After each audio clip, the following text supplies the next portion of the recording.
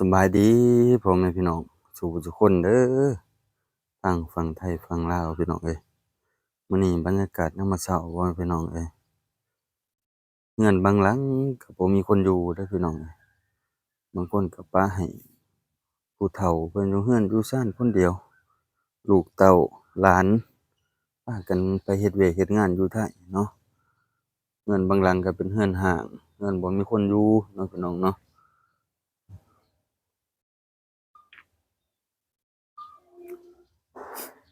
บรรยากาศนำกันพี่น้องเอ้ยเดี๋ยวบ่กล้องสิพาย่างเลาะเบิ่ง ยามมื้อเช้านี่เป็นหนทางเที่ยวในบ้านบ่ต้องเป็นแบบทางเก่าพู้นล่ะพี่น้องเพิ่นก็ปรับแก้คุปีบางคนเพิ่นก็อยู่คนเดียวแม่ใหญ่ลูกหลานไปเฮ็ดเวียกเฮ็ดงานเบิดบางคนก็ได้ปะให้ผู้เฒ่าเพิ่นอยู่เรือนอยู่ซ่านเนาะบรรยากาศในบ้านน้อยเนาะคือบ่ต้องอยู่ในบ้านน้อยอยู่บ้านน้อยอยู่บ้านทงเนาะชุมชนก็สิบ่ค่อยใหญ่ก็สิย้ายกันอยู่เนาะบางคนก็ ถิมเรือนถิมซ่านไปหาเฮ็ดเวียกเฮ็ดงานคือพ่อใหญ่แล้วก็อยู่คนเดียวเลาน่ะ ลูกหลานก็ไปหาเฮ็ดเวียกเฮ็ดงานอยู่ไทกันเกือบเบิดพู้นแหละไปย่างเล่นนำลาวแล้วก็ปลูกต้นกล้วยปลูกหยังครบเครื่องบรรยากาศในบ้านเฮาอะพี่น้องเอ้ยทั้งออกไปพู้นก็เป็นบ้านน้อยบ้านใหญ่ใหญ่ๆกันไปตามทุ่งไร่ทุ่งนาเด้อพี่น้องเอ้ยเรือนชานบ้านช่องก็เป็นทรงเก่าทรงแต่กี้50ปีก่อนเนาะพี่น้องเนาะแต่รุ่นพ่อใหญ่แม่ใหญ่เพิ่นพากันบุกเบิกบางคนเพิ่นก็ปะเรือนร้างไว้พากันไปหาเฮ็ดเวียกเฮ็ดงานมาก่อมาเติมเนาะให้มันพออยู่พอกินเนาะบางคนก็ได้บางคนก็ปะให้พ่อแม่อยู่เฮ็ดไร่ไถนาเอาเงินจ้างเอาเนาะพี่น้องเนาะ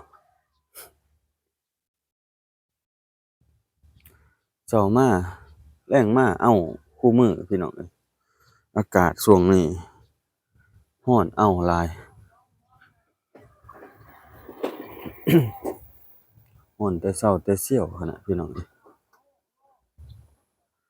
แต่บางเรือนบางชานคนที่เพิ่นมีต้นทุน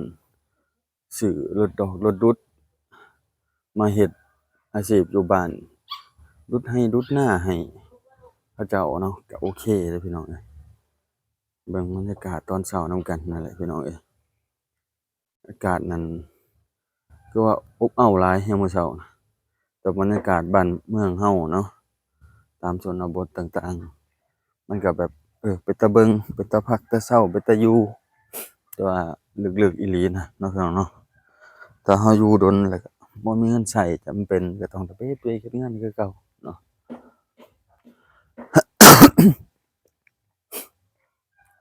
เบิ่งแล้วหลักๆเลยบ้านเฮานี่หน้าบ้านหน้าเรือนสิมีต้นจำปาว่าดอกจำปาต้นจำปาเป็นเอกลักษณ์ในบ้านในเมืองเฮาเนาะเบิ่งแล้วพี่น้องเอ้ยบรรยากาศตอนเช้าพาพ่อแม่พี่น้องมาหาเลาะเบิ่งพ่อใหญ่ว่าเฮ็ดหยังอยู่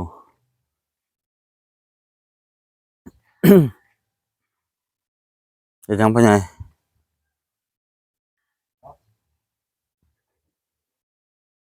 มันออกมาหน้าบ่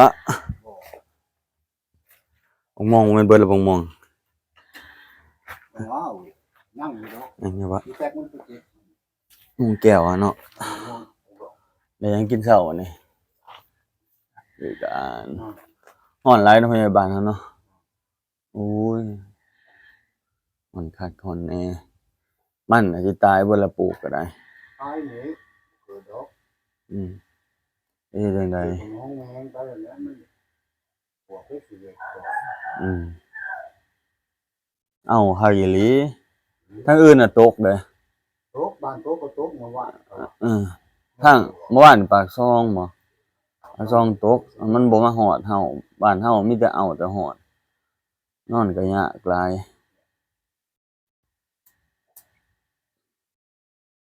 เพราะหว่านเขาก็จะตายเบิดอันนั้น ตายเลย ดำเอาบ่พ่อใหญ่น่าเจ้า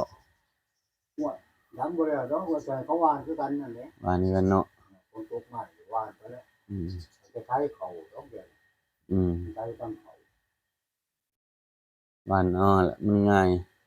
เฮ็ดพอได้อยู่ได้กินก็พอแหละ จะน้อย อืม ขึ้นหน้าเลยหน้านะ อืมแต่กบ่เฮ็ดหน้าปีนี้อืม ไอ้เนี่ยใจเนี่ยว่าเฮาเดี๋ยวออกวันกะวันหนึ่ง อืม นี่มันบ่ได้ออกแล้ว ปกติเฮาต้องได้กาแล้วบ่พ่อใหญ่ มันได้ดอกมันผม เดือนใด หน้าผม เดือนหน้าบ่เดือนหน้ามันหลาเด้อเนาะ เก็บไปหาเดี๋ยวแตก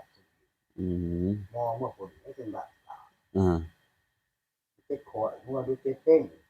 อืม ได้แล้วบ้านในบ้านเขา บ้านเฮามันต้องได้อยู่พุ่นเนาะเดือนพุ่น เวลาเรื่อยๆเรื่อยๆดอกไปเลยอยู่ที่ท่านโมดอกยาคนเลยพ้นตรงมา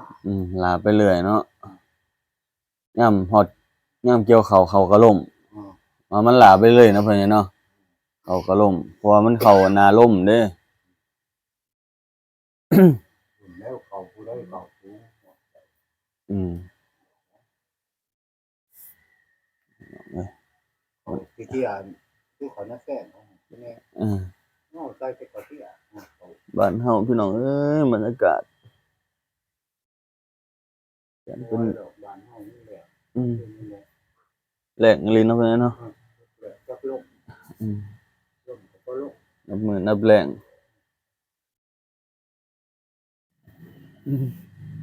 กีตาร์ผู้ใดเล่นตาบักปวดบ่คือบ่เอาไว้ในเฮือนเนาะเขาก็แปลกไปดอกบ้านเฮาแฮ่งมีแต่จอมโจรครับว่า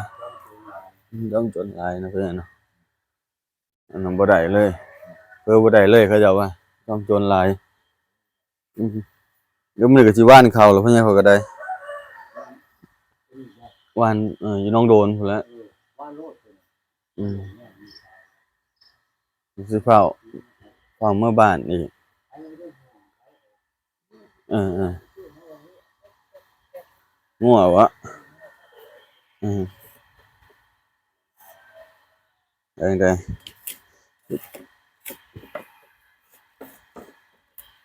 อึ๊บเห็นบ่เอ้ยบ้านเฮามันแรงเพิ่นว่า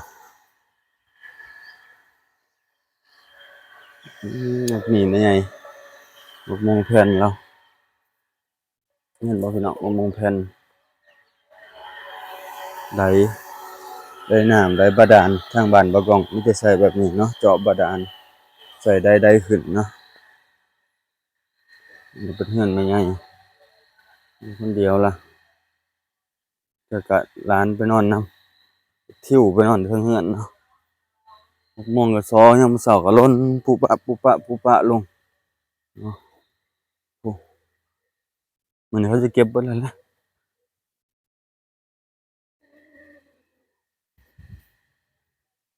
เด้น่ะ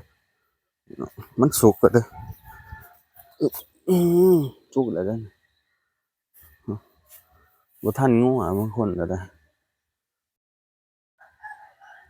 ต้นกระซ้อใหญ่ในบ้านเฮาแล้วพี่น้องเรือน2-3หลังลูกหลานไปไทเบิดเลยไปไทเบิดเจ้าไปอยู่ไทเบิดเลยปะเรือนชานปล่อยให้มันห่าง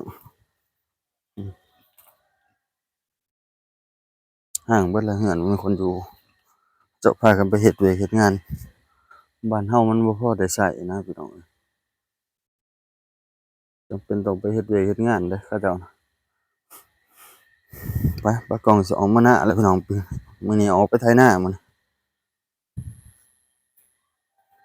ไปไถนาไปไถนาหว่านข้าวแล้วก็สิมื้อบ้านพี่น้องให้แม่บ่กล้อง ปลูกมังกรต้นมังกรเพราะว่าดินบ่กล้องดินในเรือนน้อยเดียวเนาะเพราะว่ามีโอกาสจะย้ายออกไปอยู่นอกอยู่ไร่อยู่นาปลูกผักปลูกหญ้าไว้กินโอ้พี่น้องเอ้ยนี่พี่น้องเห็นบ่เรือนเขาเจ้าน่ะเรือนปรับไว้ห่างเบิดเนาะบ่มีคนอยู่นะเรือนเขาเจ้าน่ะเอ้าพี่น้องเอ้ยฝากติดตามบ่กล้องให้เด้ออยากเบิ่งหยังคอมเมนต์เข้ามาอยากเห็นบรรยากาศแบบใดเพราะว่าหลายๆคนก็อยากเบิ่งบรรยากาศแบบบ้านเฮาอะเนาะแบบว่าทางไทยเพิ่นก็แบบย้อนวัยเนาะเว้าแล้วก็ได้ ผู้เฒ่าผู้แก่เพิ่นก็อยากย้อนวัยเบิ่งบรรยากาศแบบคราวแต่กี้คือทางภาคอีสานเนาะว่าในสมัยนี้ภาคอีสานเพิ่นก็ก้าวหน้าไปไกลหลายๆจังหวัดเนาะพี่น้องเนาะ